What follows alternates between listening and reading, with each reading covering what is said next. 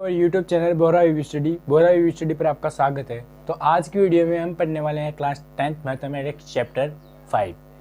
Chapter का नाम है समांतर श्रेणियाँ।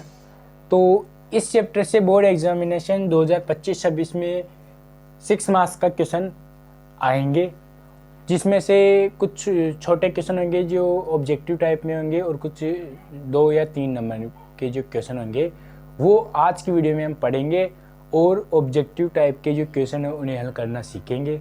तो बिना समय गवाए आज की वीडियो की स्टार्टिंग करते हैं। और उससे पहले मैं आपको बता दूं, ये अपना यूट्यूब प्लेटफॉर्म है @boravistudy के नाम से, और अपना इंस्टाग्राम अकाउंट है boravistudy.2025। आप इस पर अपना सपोर्ट दिखा सकते हैं। तो फर्स्ट क्वेश्चन ये रहा आपकी स्क्रीन पर। तो फर्स्ट क्वेश्चन है अपना 10 एंड 250 के बीच में 4 के कितने गुणज है। इस क्वेश्चन को हम हल करते हैं। और मैं आपको बता दूं, ये जो क्वेश्चन है वो अपना बोर्ड एग्जामिनेशन में 2024 में आया हुआ क्वेश्चन है। तो ये मोस्ट इम्पोर्टेंट क्वेश्चन है, इसके जैसा कोई और भी क्वेश्चन आ सकता है। तो इसमें क्या है, अपने को 10 और 250 के बीच में 4 के गुणज याद करने हैं। तो मैं बता दूं, 10 है, 10 से बड़ा 4 का गुणज क्या है। तो हमें सबसे पहले क्या बनानी है, एपी बनानी है। एपी का मतलब क्या होता है, समांतर श्रेणी होती है। क्या होता है, समांतर श्रेणी।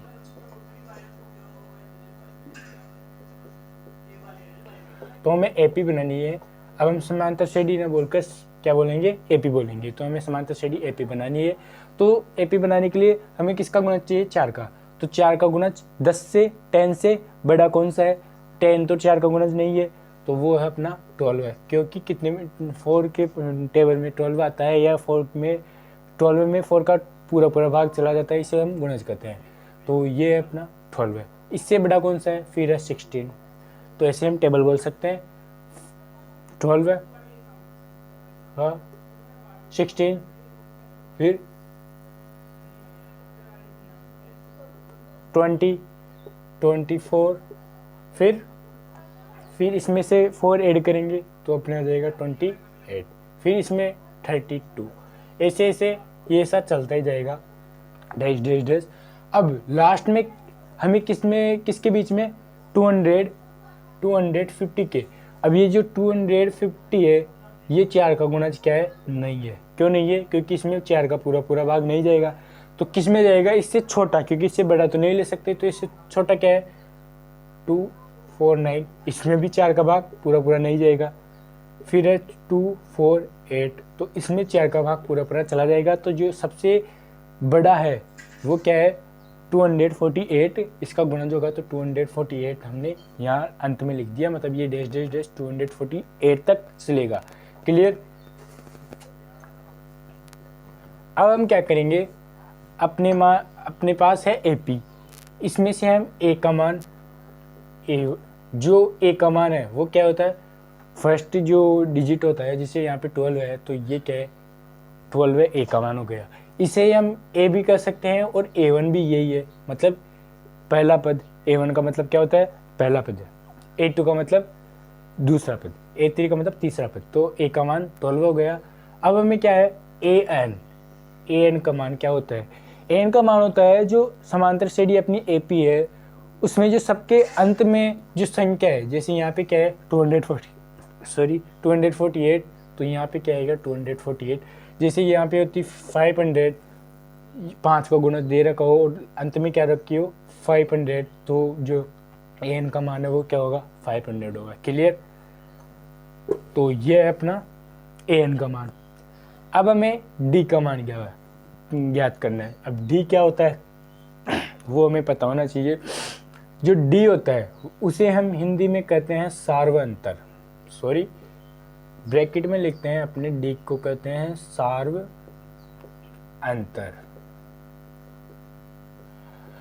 अब आपको पता होगा कि सार्वअंतर किसे कहते हैं, या सार्वअंतर क्या होता है। सार्वअंतर होता है दो पद, जैसे A1 A2, पहला पद दूसरा पद, इसके जो बीच का जो डिफरेंस है उसे हम सार्वअंतर कहते हैं। अब क्या हो सकता है, या तो पहला पद या दूसरा पद का सार्वंतर हो सकता है, मतलब अंतर हो सकता है, डिफरेंस हो सकता है, या दूसरा पद का तीसरा पद से तीसरा पद और चौथा पद और पांचवा पद, इन सभी का जो सार्वंतर होगा वो क्या होगा, बराबर, मतलब एक ही होगा। जैसे दूसरे पद में से सार्वंतर कैसे निकालते हैं, इसकी जो फॉर्मूला है वो भी है डी इक्वल टू दूसरा पद माइनस पहला पद।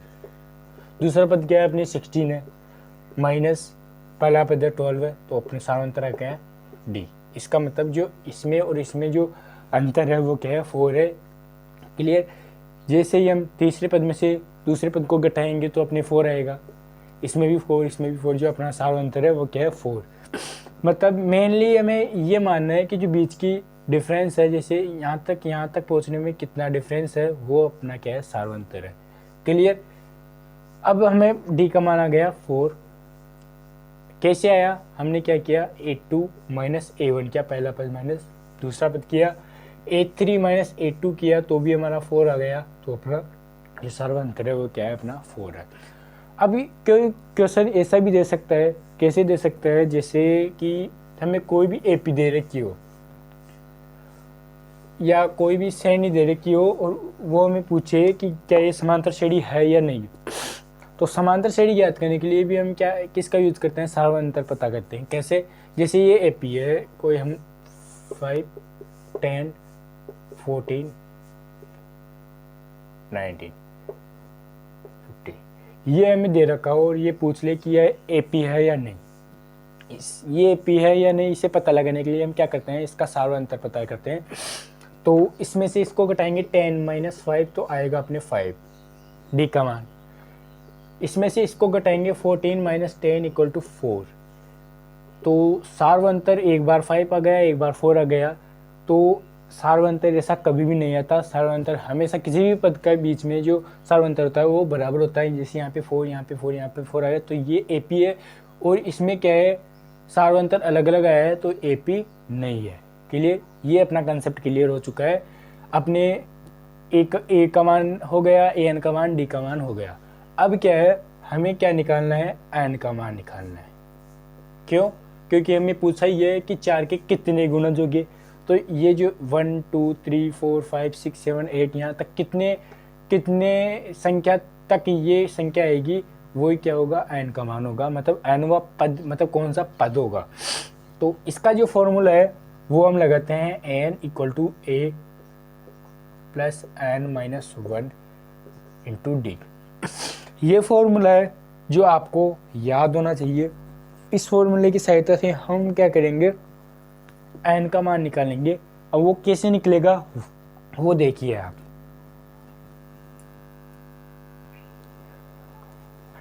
तो हमने क्या किया, फॉर्मूला हमें याद है, हमें याद होना भी चाहिए, तभी ये क्वेश्चन हो पाएगा। हम इसमें फॉर्मूले में ये मान पुटअप करते हैं, कौन से, ये वाले मान। ए का मान, एन का मान क्या है अपने 248 इक्वल टू ए का मान है अपने 12 है, प्लस एन का मान हमें ज्ञात करना है -1, डी का मान है अपने 4। ये हमने क्या किया, लिख दिया।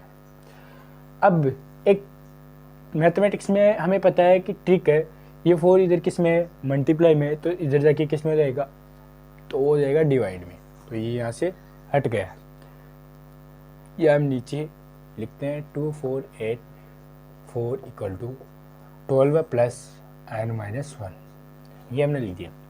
तो इसको डिवाइड करते हैं तो कितना आएगा, वो देखो, वो आएगा अपने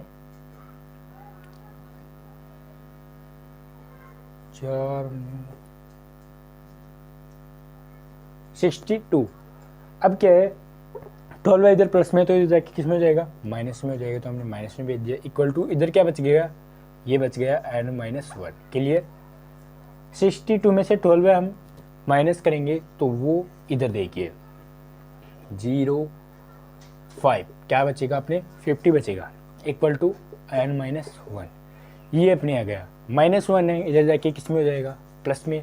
तो हम क्या करेंगे, वो करेंगे, ये देखो यहाँ पे क्या है, ये अपना यहाँ तक ये प्लस में है, ये देखो यहाँ से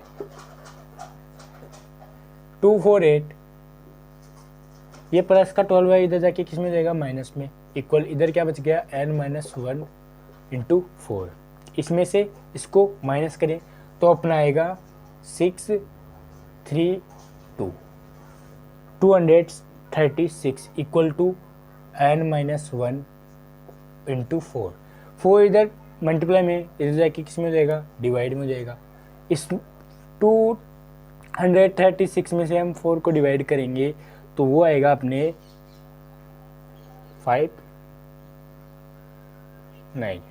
क्लियर, इक्वल टू 4 उधर चल गया तो यहाँ से हट गया, इधर क्या बच गया n-1।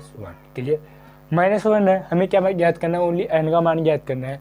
तो -1 इधर जाके किस में हो जाएगा प्लस में हो जाएगा, तो 59 + 1 इक्वल टू n। तो जो अपना n का मान आ गया वो क्या आ गया 60। इसका मतलब क्या हो गया 10 and 250 के बीच में 4 के कितने गुणज होंगे, तो वो अपने होंगे 16 गुणज होंगे। n का मान राइट आंसर क्या हो गया 16 हो गया। क्लियर, नेक्स्ट क्वेश्चन ये रहा आपकी स्क्रीन पर। तो सेकंड क्वेश्चन है नेक्स्ट,